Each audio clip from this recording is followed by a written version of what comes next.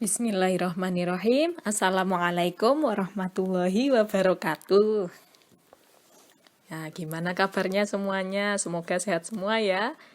Di tengah puasa dan di tengah wabah corona ini semoga pahalanya berlipat ganda dan diterima oleh Allah. Nah, sekarang kita kembali lagi di kuliah operasi teknik kimia. Hari ini kita akan membicarakan tentang membran. Nah, membran itu apa gunanya? Nah, ini ya. Membran ini wujudnya seperti ini, seperti pipa-pipa, begitu. Kemudian karena ada beberapa modul, ada beberapa buah gitu ya. Jadinya banyak, biasanya disusun jadi satu gitu.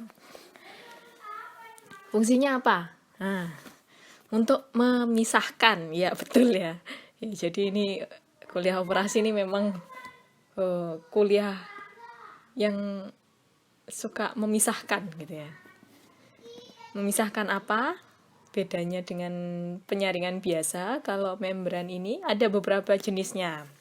Jadi yang pertama ini ada difusi gas pada pori. Untuk yang ini, fluidanya itu dipisahkan berdasarkan ukurannya. Jadi biasanya pori-porinya ukurannya itu mikro. Begitu biasanya dipakai untuk gas-gas gitu ya.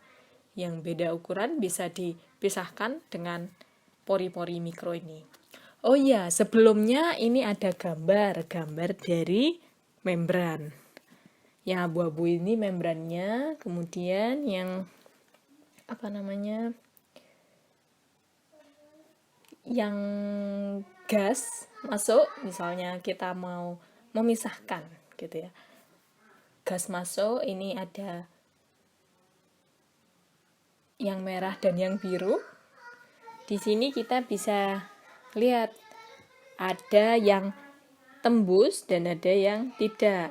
Nah, kalau di gambar ini feed gasnya itu mengandung merah dan biru, sedangkan retentatnya ini nanti harapannya keluar itu lebih sedikit birunya, sehingga birunya ini akan keluar di bagian yang kanan, yang permeate ya. Nah, jadi molekul yang ingin kita pisahkan, dia akan keluar lewat membran dan lebih banyak konsentrasinya di dalam permeate. Nah, kemudian yang jenis kedua, ini ada membran. Membran beda dengan pori mikro ya. Jadi kalau membran ini biasanya terbuat dari polimer. Tidak berpori. Kalau kita lihat itu tidak berpori. Tetapi yang kita mau pisahkan itu larut. Nah, larut maksudnya polaritasnya itu sama dengan membrannya, sehingga dia itu nempel ke membrannya, terus lewat membrannya gitu, lewat gitu kan, karena konsentrasinya ada perbedaan di situ, akhirnya dia nyebrang ke sisi permeate. Contohnya itu ada hidrogen dengan membran karet atau helium yang dipisahkan dengan membran fluorokarbon. Helium ini biasanya dipisahkan dari gas alam gitu. Kemudian selanjutnya ini ada permeasi cairan atau dialisis. Nah, ini contohnya adalah cuci darah atau pemisahan asam sulfat dari saat pembuatan tembaga sulfat ya. Ini contohnya, ini ada alat cuci darah. Ini juga ukuran. Jadi yang biasanya kita keluarkan itu apa? Urea ya, kalau di ginjal, urea dan beberapa mineral lain itu akan keluar, sedangkan darahnya kembali lagi ke yang punya darah, begitu. Lalu yang keempat ada reverse osmosis. Nah, reverse osmosis ini osmosis balik gitu ya, kalau bahasa Indonesianya. Maksudnya bagaimana? Nah, Jadi ditekan dari yang tekanan osmosisnya tinggi ke yang tekanan osmosisnya rendah. Jadi yang lewat membran itu adalah pelarutnya, begitu. Makanya ini perlu tekanan ya, karena melawan arah yang seharusnya. Contohnya itu ada pada desalinasi air laut. Yang kelima ada membran ultrafiltrasi. Ini biasanya dari polimer semi permeable untuk memurnikan protein atau polimer atau partikel koloid yang berukuran besar. Ini ya contohnya, gambar ini adalah ultrafiltrasi untuk air. Di sini ada modulnya yang kecil-kecil ya, yang putih-putih kecil-kecil itu membrannya. Jadi membrannya ada banyak dan luas areanya itu besar di sini karena kecil-kecil banyak gitu ya. Dan yang keenam ini ada kromatografi gel. Nah, ini biasanya untuk analisis kalau dalam bioteknologi itu ada namanya elektroforesis. Di situ kita bisa lihat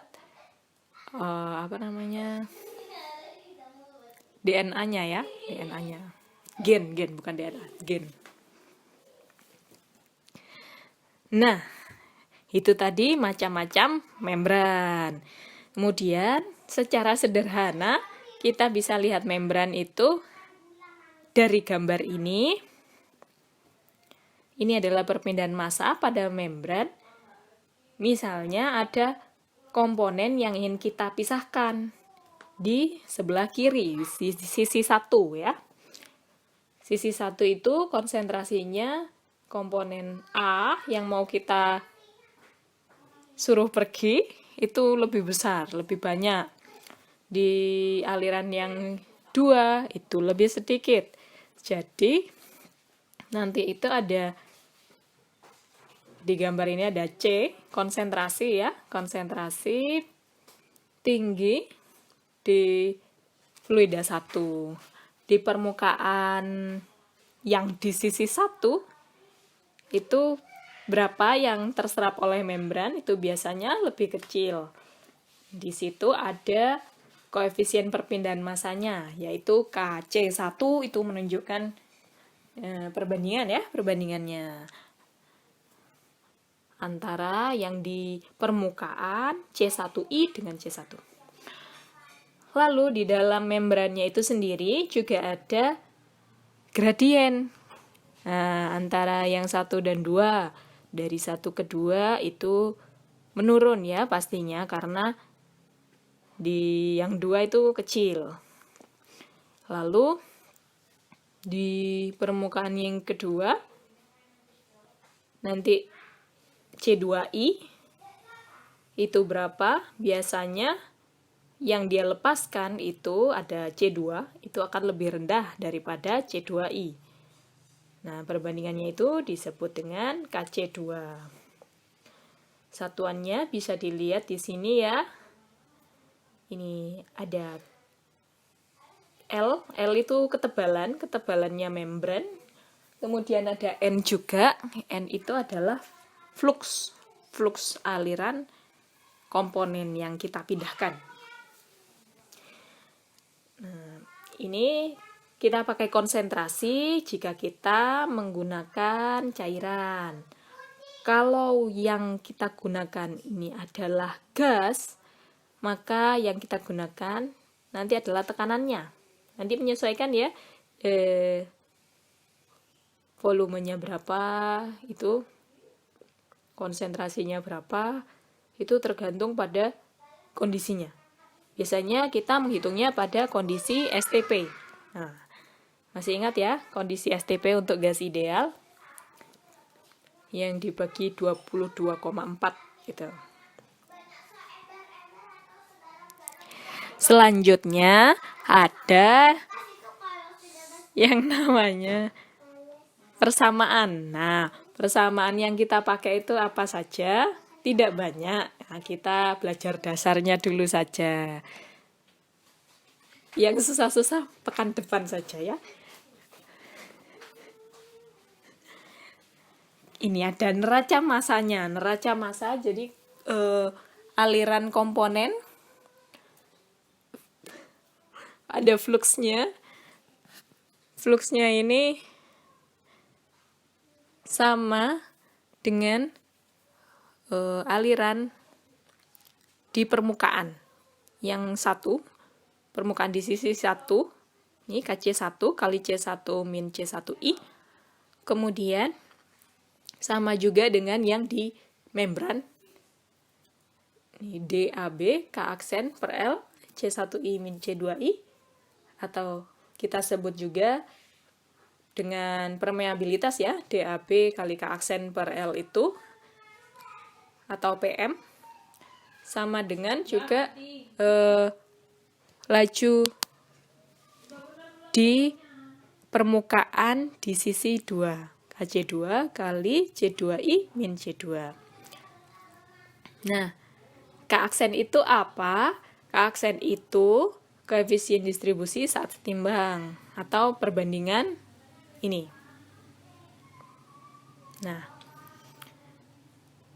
kalau dari gambar yang tadi bisa kita lihat, kalau ada yang C1IS sama C1I.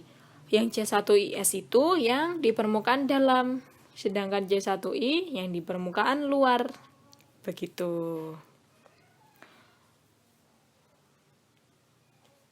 Kemudian ada juga yang namanya flux permeasi. Nah, flux yang tadi kita bahas itu dari neraca massanya ini bisa kita susun kembali sehingga bisa kita tentukan dari parameter yang kita ketahui, yaitu C1, C2, KC1, permeabilitas, dan KC2.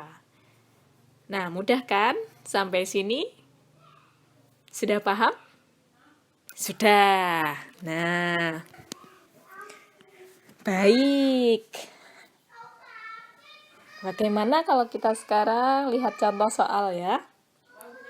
Ini ada difusi membran dengan cairan. Coba kita baca dulu ya. Ada cairan mengandung bahan terlarut encer A pada konsentrasi C1 sekian. Mengalir dengan cepat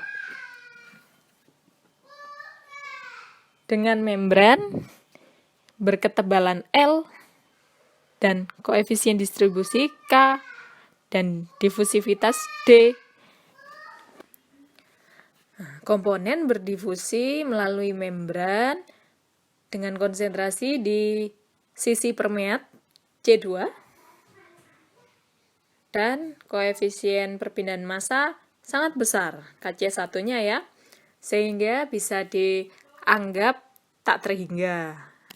Sedangkan untuk KC2-nya sekian. Nah, pertanyaannya,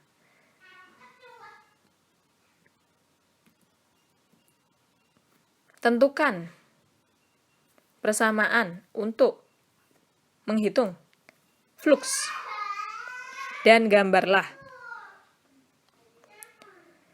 Kemudian, hitunglah flux dan konsentrasi pada permukaan membran.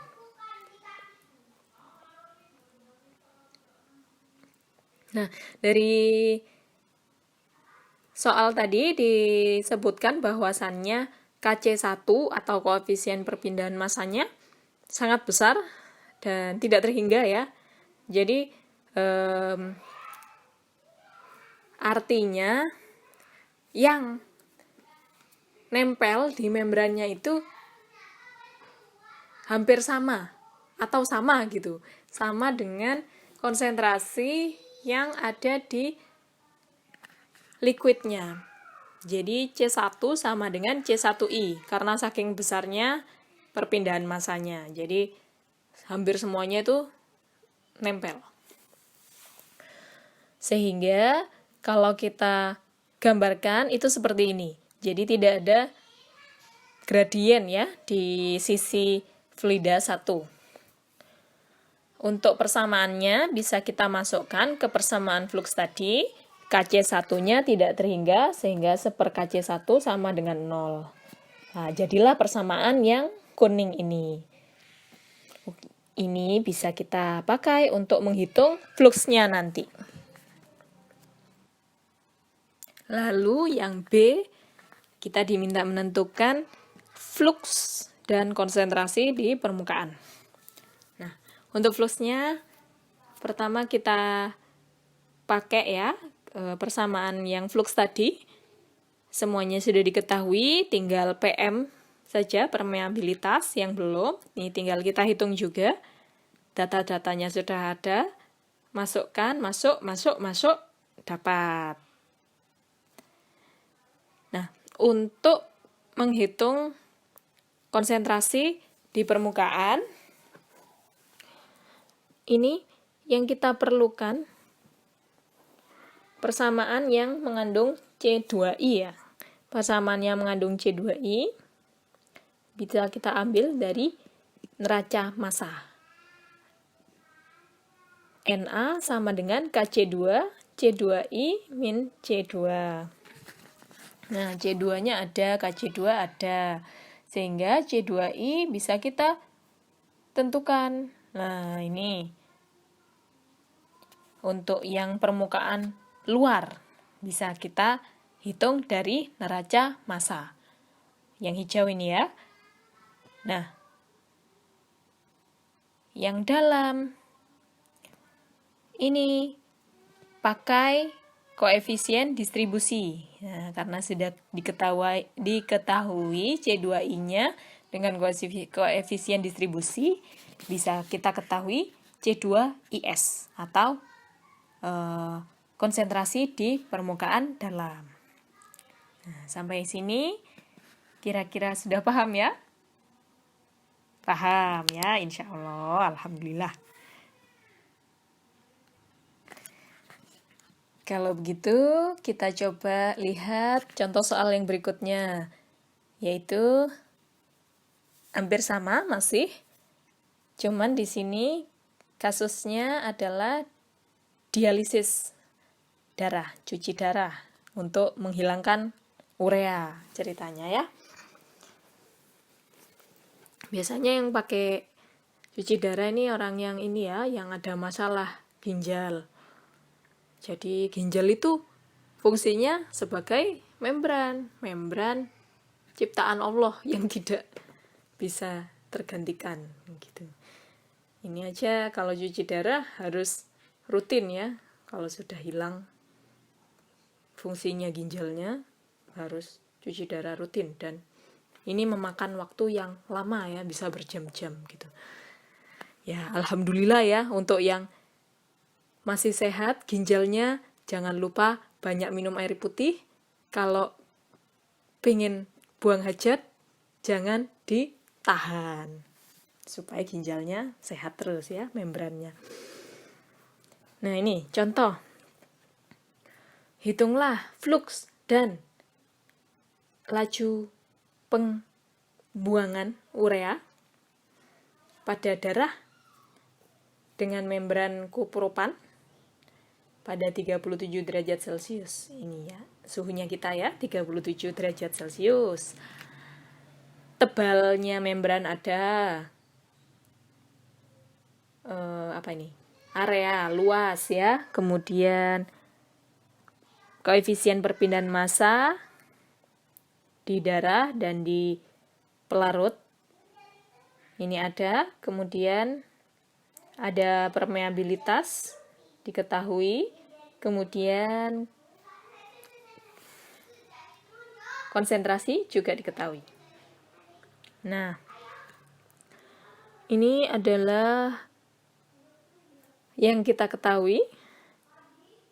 Kita sebaiknya digambar ya, supaya terbayang.